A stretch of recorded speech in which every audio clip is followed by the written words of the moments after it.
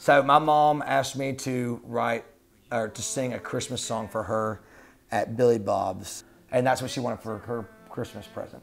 So I didn't do that. I wrote a song instead, and I wrote with Channing Wilson. I didn't walk away from it going, that's gonna be on the record. Never even thought. I was like, this song is cool. I don't think I'm gonna cut it, but it's worth finishing. Like, let's get this thing done, you know? I thought it deserved a better song, right? Because it was so simple. There was no like, there's no tricks or anything like that. Like it doesn't like showcase any talent, songwriting talent.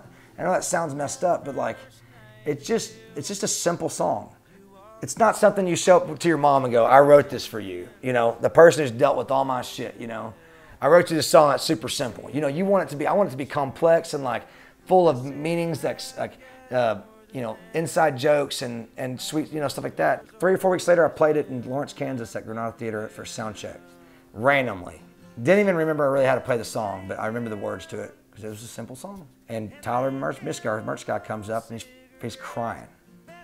And I thought something was wrong. His dog died or, you know, some family members in the hospital. And I was like, what's up, man? And he's like, whose song is that? I was like, I wrote that with Channing a few weeks ago.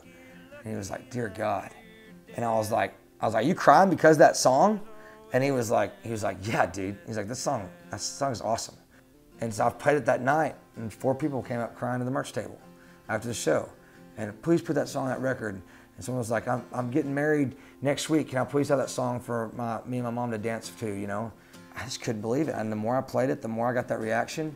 And but I wasn't expecting that. When I wrote it, I was kind of like, I didn't know if it was good enough for her, you know?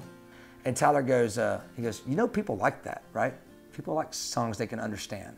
You know, people don't want a song that they have a dictionary. Sometimes people just want to listen to a damn song, you know? It doesn't have to be this epiphany breakthrough thing, you know?